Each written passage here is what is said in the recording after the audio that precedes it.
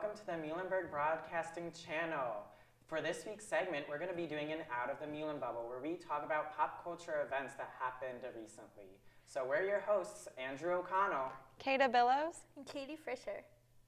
All right, so how was your weeks? How about you, Katie? How was your week? My week was pretty good. I mean, I've had a bit of homework, but besides that, been good. All right, that's good. And how about you, Caeda? I'm doing good. I have a lot of stuff coming up this weekend, which I'm really excited about. What's going on? So on Thursday, I'm going to see Master Choreographers. My roommate, Alana Jacobs, will be performing. Also, our lovely president, Heather Downey, will also be performing. Ooh, that's exciting. Yeah, so get your tickets for that. I'm also going to be performing in the Vagina Monologues on Friday at 7 and Saturday at 2 in the Red Door. So come see it. It's a very important show, and it's pretty funny, actually. Also, on Saturday, we're going to be having the Knitting Club craft sale for Valentine's Day. So come get something for your lover or your friend or your mom. Whoever you love in your life. It's going to be from 12 to 7 in Seegers, and half of all proceeds will be going to the Bradbury Sullivan Community Center for LGBTQ youth, because love is love. Aww. Isn't that cute? All right, so did you want to hear what happened recently? Yes. All right, so I think we're going to start with Justin Timberlake, his new album. What are your thoughts? His dancing was very good. Oh, at the Super Bowl? Okay. All right. I haven't really listened to his new album, but I've never really listened to his music too much. So what did you think of it? Yeah, I mean, I think this album, it was a little less than what I had expected from him, because I thought, like, when he was winning all of the awards, like, a few years ago, like, he was just doing a great job, and I just felt like this album was, like, a little underwhelming. You know, like, none of the tunes seemed too catchy. Nothing seemed to, like, be, like, attention-grabbing, you know? Yeah, so did he perform his new album at the Super Bowl? So, Super Bowl 52, there was the performance by Justin Timberlake for the halftime show, and then we had Pink perform the national anthem. For the halftime performance, I know that it was very interesting, to say the least. I mean, he opened in, like, a club-inspired setting, and he did perform a lot of his classics and a couple of the new songs, which I think will always be good. Always, good to have a good mix. What did you think of the performance? I mean, I enjoyed it personally. Like, I thought he looked like he was having a lot of fun. I was surprised he was such a good dancer, but maybe that's because I haven't watched him dance in a while. I love his song Mirror, always have.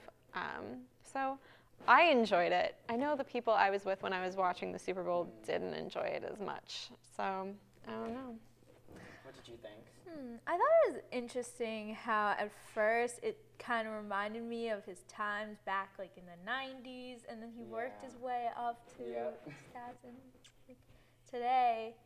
And my favorite part was when he was playing on the piano. Yeah, he did a Prince tribute, which I didn't expect. Yeah, I mean, I heard about that. I think it was supposed to originally be like a hologram of Prince, which the Prince estate was not okay with, because Prince did not want anyone using his likeness in a tribute or anything. So that's why that part was cut.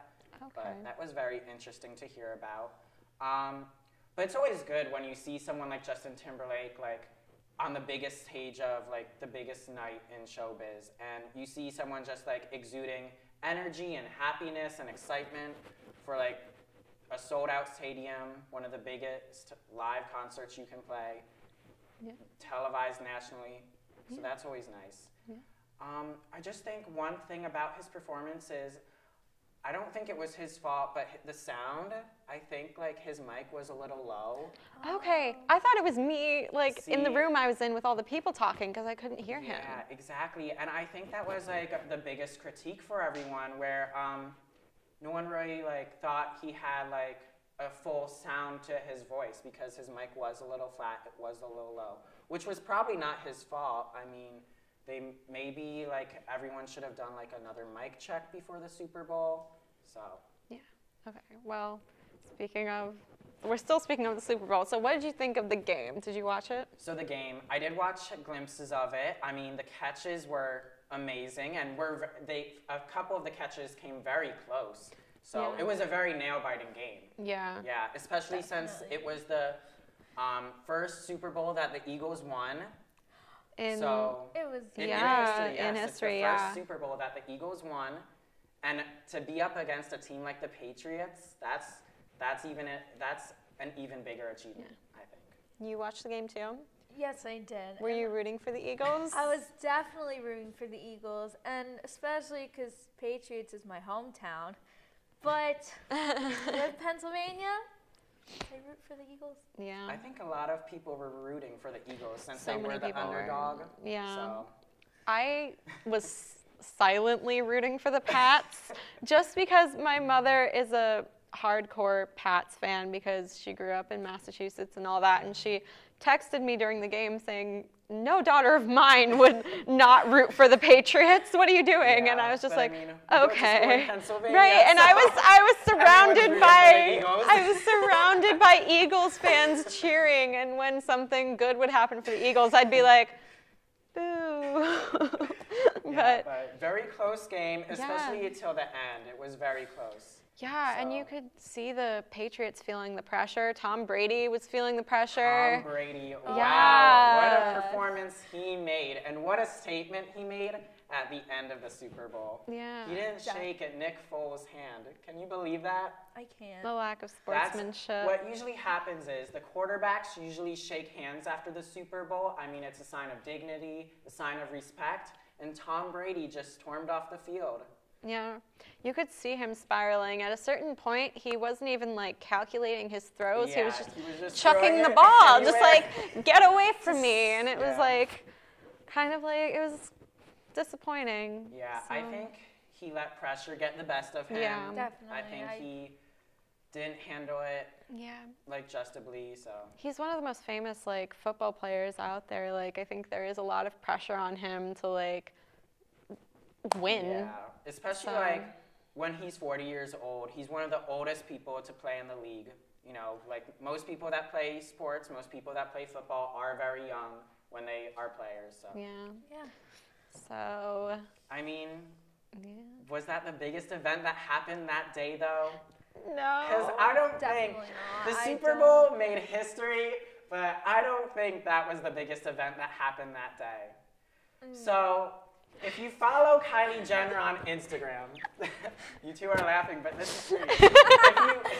If you follow Kylie Jenner on Instagram, she revealed that she gave birth to a beautiful baby girl on February 1st. So, what are your thoughts on that? Well, Yeah, I mean, it's a very big topic. Yeah, It's no, it is. huge. Yeah.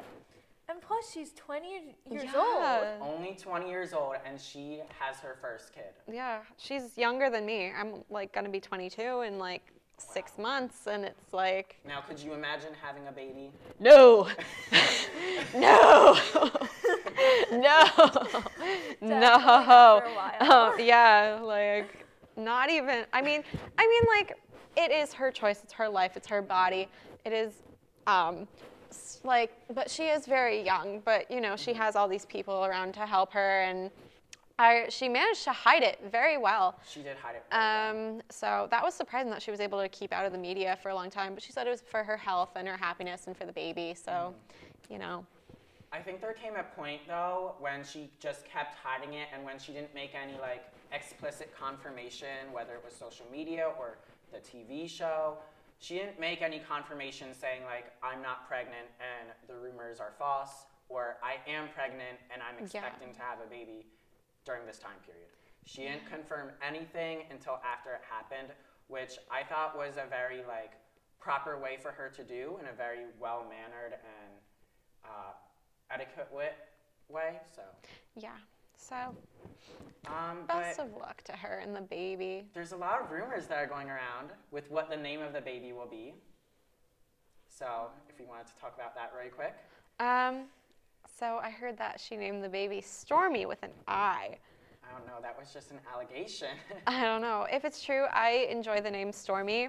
I love my high school art teacher, and she has a daughter named Stormy, so I think it's cute, but I don't know what the name is. So Yeah, I can literally be anything. Yeah. I mean, she just drops so many hints. So We'll see. we'll see.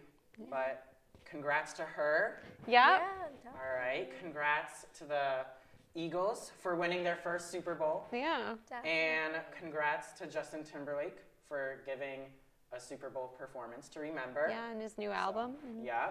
All right. And we're looking forward to those events this weekend. All right. And I think that's it. Yeah. So I hope you enjoyed this segment of Out of the Muhlenbubble. And we'll see you next week. We're your hosts, Andrew O'Connell, Caeda Billows. And Katie Frischer. All right.